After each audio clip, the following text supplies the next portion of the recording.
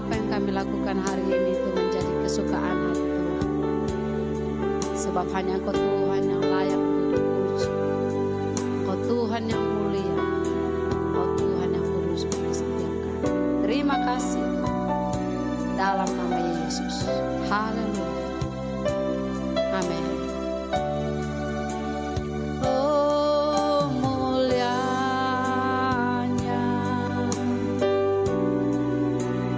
hadirat-Mu,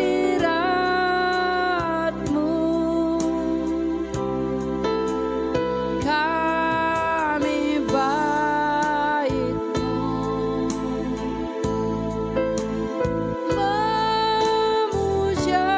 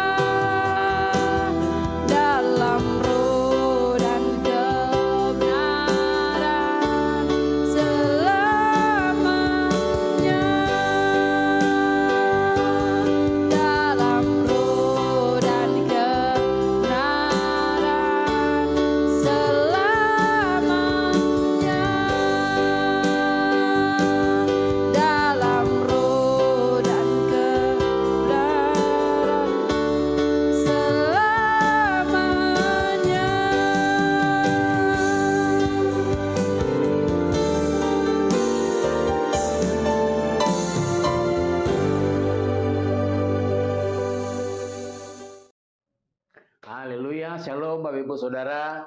Saya percaya kita semua dalam anugerah Tuhan. Kita sudah memuji menyembah Tuhan. Kita sudah memuliakan nama Dia. Dan biarlah pujian penyembahan yang kita naikkan kepada Tuhan boleh menjadi dupa yang harum di hadirat Tuhan dan menyenangkan hati Tuhan. Tentunya kita perlu firman Tuhan untuk menguatkan dalam kehidupan saudara, untuk menjawab setiap pergumulan saudara. Dan firman Tuhan ini yang akan membangkitkan kehidupan saudara semakin hari, semakin berkenan di hadapan Tuhan. Kita satu dalam doa sebelum kita membaca kebenaran firman Tuhan. Bapak, kami mengucap syukur buat kebaikan-Mu hari ini. Terima kasih buat anugerah, terima kasih buat kekuatan yang Tuhan berikan dalam kehidupan kami. Hari ini kami akan bersama-sama belajar firman-Mu, berkati hamba-Mu, urapi hamba-Mu yang tidak ada apa-apanya. Penuhi hamba-Mu Tuhan. Roh Kudus, biarlah Engkau sendiri yang nampak ketika hamba-Mu menyampaikan firman-Mu. Hamba-Mu terbatas, tetapi ada Roh Kudus yang tidak terbatas dalam kehidupan kami hari ini sampai selama-lamanya. Berkati yang mendengarkan Tuhan. Kami percaya firman hari ini menguatkan kami semua. Siapapun kami Tuhan, kami perlu firman-Mu yang memberikan jawaban dalam kehidupan kami. Dalam nama Yesus, Engkau ambil alih pemberitaan firman-Mu hari ini. Haleluya. Amin. Puji nama Tuhan. Saya percaya saudara kita hari-hari ini kita mengalami kemurahan dan anugerah Tuhan. Saudara, kita akan belajar kebenaran firman Tuhan hari ini. Saya sangat diberkati kebenaran firman Tuhan di dalam Injil Matius 14. Injil Matius 14 ayat yang ke-34 sampai ayat yang ke-36. Setelah Yesus menaklukkan badai angin sakal yang dialami oleh murid-murid Yesus pada waktu itu, ketika dia sampai di seberang, ternyata saudara bahwa kenapa Yesus menyuruh murid-muridnya untuk mendahului dia, ternyata di seberang sana ada masih banyak orang-orang yang mengalami permasalahan, ada banyak orang-orang yang mengalami sakit penyakit. Saudaraku yang dikasihi Tuhan Yesus Kristus, tentunya bahwa Yesus menyuruh muridnya untuk mendahului dia, untuk menyuruh dia meninggalkan Yesus dan mendahului perjalanannya untuk menyeberang ke Danau Genesaret. Di seberang sana ada maksud Tuhan. Tuhan mengetahui sebelumnya. Saya percaya bahwa Tuhan mengetahui bahwa di seberang Danau Genesaret itu ada banyak orang yang mengalami masalah dalam kesehatannya. Mengalami masalah dalam tubuhnya. Saya percaya bahwa kehidupan kita boleh nggak punya sesuatu. Kehidupan kita mungkin kita nggak terlalu kaya atau mungkin kita pas-pasan kehidupan kita. Tetapi asal hidup kita sehat, hidup kita kuat, kita boleh beraktivitas. Itu adalah satu berkat yang sungguh luar biasa. Bapak Ibu Saudaraku ini kasih Tuhan Yesus Kristus, tidak ada satupun orang di muka bumi ini, saudara, yang merindukan tubuhnya mengalami sakit penyakit. Dengan kata lain bahwa kita ingin dalam kehidupan kita, dalam tubuh kita, mengalami sehat terus setiap hari. Untuk apa uang kita banyak kalau kita sakit? Untuk apa mobil kita banyak kalau kita sakit? Untuk apa jabatan, titel, pangkat banyak dalam kehidupan kita kalau kita sakit? Bukan berarti kita nggak boleh kaya. Bukan berarti kita nggak boleh banyak harta. Bukan berarti kita nggak boleh punya banyak mobil. Boleh, saudara. Bukan berarti kita nggak boleh punya jabatan atau titel pangkat yang ada. Boleh. Tetapi perlu diketahui bahwa berkat yang sejati dalam kehidupan saudara dan saya adalah kesehatan. Yang percaya kata amin. Ya, saudara kita kasih Tuhan, Yesus menyuruh murid-muridnya untuk mendahului dia menyeberang ke salah satu danau Genesaret. Sekalipun pada saat itu dia mengalami masalah, mengalami tantangan di tengah badai. Saudaraku yang dikasih Tuhan Yesus Kristus, ternyata ada maksud Tuhan. Bahwa di seberang sana ada begitu banyak orang yang mengalami masalah masalah tentang kesehatannya. Nah, saudaraku yang dikasih Tuhan, dalam kebenaran firman Tuhan ini sungguh luar biasa, sungguh dahsyat menurut saya bahwa Tuhan rindu kehidupan kita mengalami kesehatan secara jasmani, terlebih secara rohani dalam kehidupan saudara dan saya. Nah, kita akan baca bersama-sama di dalam Injil Matius 14 ayat yang ke-34 dan ayat yang ke-36. Firman Tuhan berkata demikian dengan perikop Yesus menyembuhkan orang-orang sakit di Genesaret. Setibanya di seberang mereka mendarat di Genesaret. Ketika Yesus dikenal oleh orang-orang di tempat itu, mereka memberitahukannya ke seluruh daerah itu. Maka semua orang yang sakit dibawa kepadanya. 36, mereka memohon supaya diperkenankan menjamah jubahnya, dan semua orang yang menjamahnya menjadi sembuh. Saudara, setibanya Yesus dan murid-muridnya, mereka mendarat, mereka bersandar perahunya di Genesaret. Ketika Yesus dikenal oleh orang-orang di tempat itu, mereka memberitahukannya ke seluruh daerah itu. Nah, saudaraku yang dikasih Tuhan, bahwa ketika Yesus sandar dengan murid-muridnya di tempat pinggiran danau Genesaret, saudara, orang banyak mengenal Yesus, mengenal Tuhan, bahwa Dia yang sanggup memulihkan, Dia yang memberikan makan 5.000 orang. Ke seluruh daerah itu, dia memberitahukan ke seluruh daerah itu.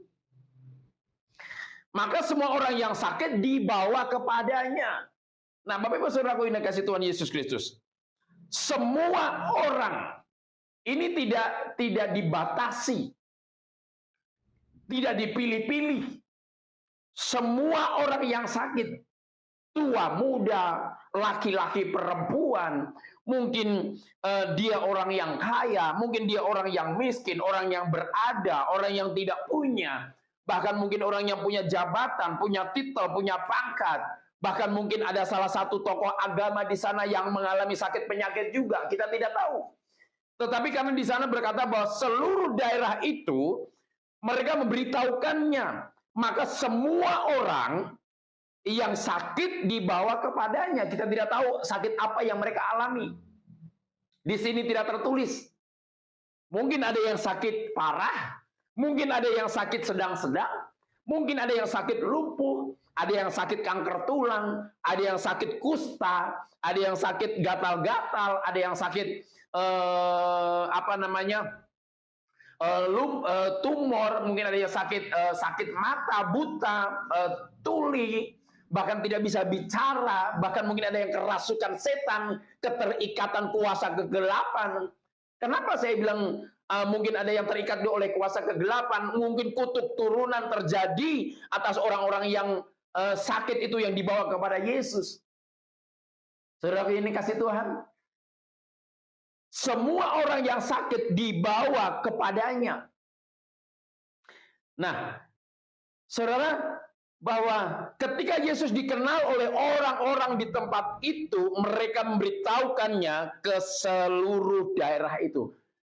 Yang menjadi tugas saudara dan saya hari-hari ini, bagaimana kita memperkenalkan Yesus di daerah dimanapun saudara berada. Cara untuk kita memperkenalkan Yesus yang hidup, Yesus yang berkuasa, adalah lewat kehidupan saudara dan saya. Kalau kita lihat di buku Kejadian, di dalam kitab Kejadian, saudara dipanggil, saudara dipilih, saudara dan saya dipanggil, dipilih untuk menjadi berkat. Oleh keturunan mula, semua bangsa yang di bumi memperoleh berkat. Yang menjadi pertanyaannya, adakah kita hari-hari ini menjadi berkat? Adakah hari-hari ini kita mempengaruhi orang-orang di sekitar dengan sesuatu hal yang positif, bukan hal yang negatif? Sehingga mereka melihat bahwa dalam kehidupan kita ada Yesus. Ketika Yesus dikenal oleh orang-orang di tempat itu, mereka memberitahukannya ke seluruh daerah itu.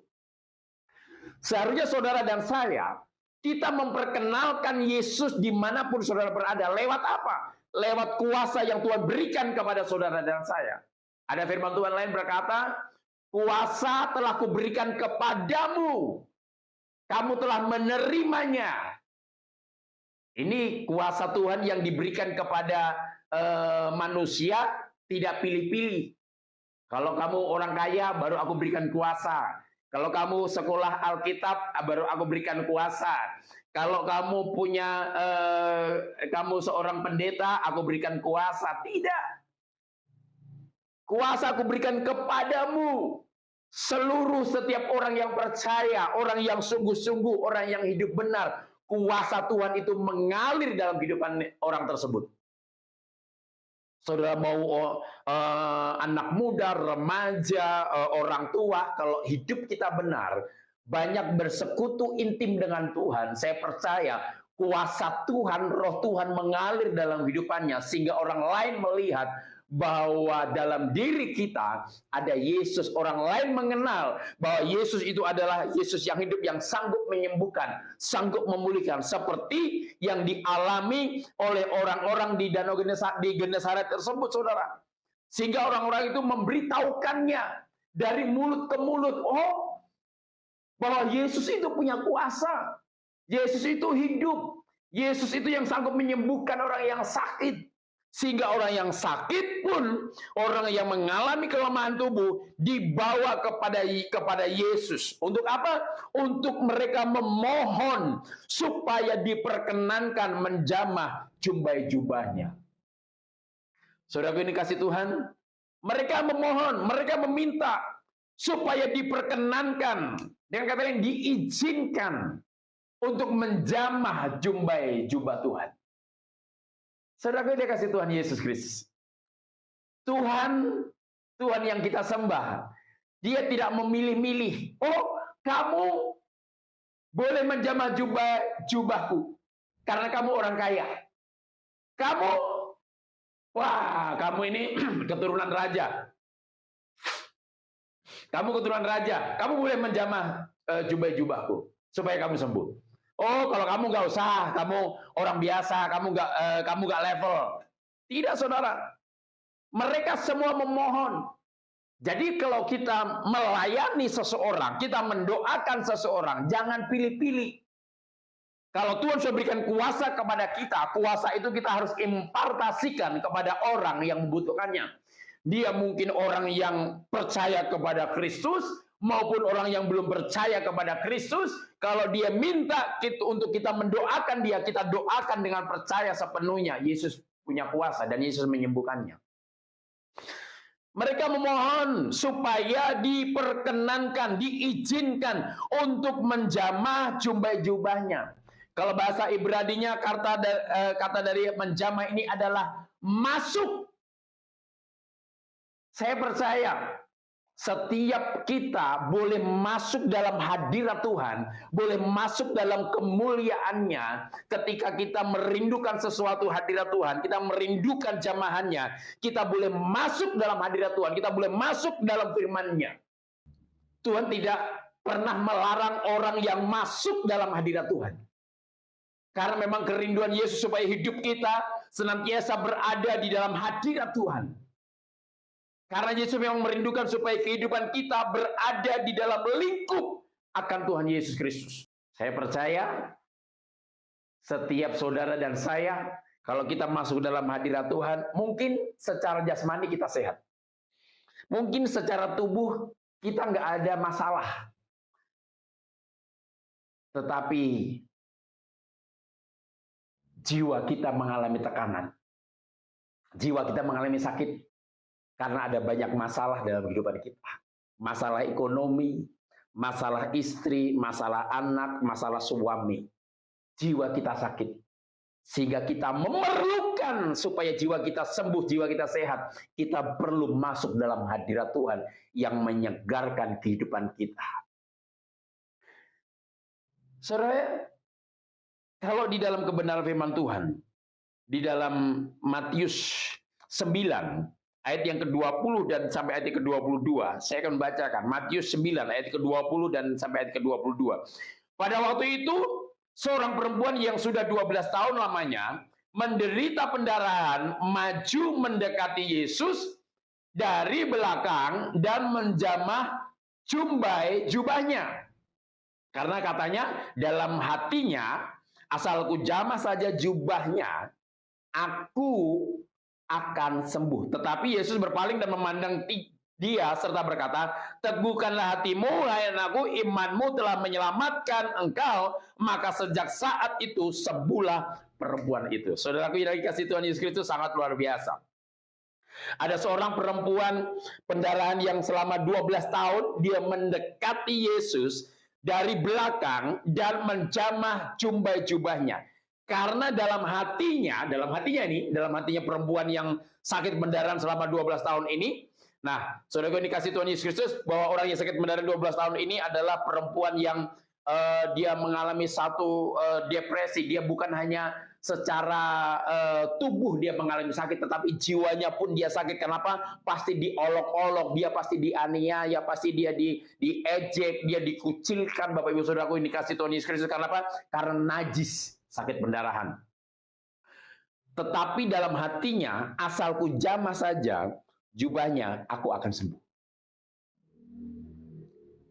Saudara, tetapi Yesus berpaling dan memandang dia serta berkata, teguhkanlah hatimu, hai anakku, imanmu telah menyelamatkan engkau. Saudara, kalau kita masuk dalam hadirat Tuhan, kalau kita masuk dalam kehadiratnya, bukan jiwa kita saja yang mengalami kesembuhan, bukan jasmani saja yang mengalami kesembuhan, tetapi hidup kita diselamatkan.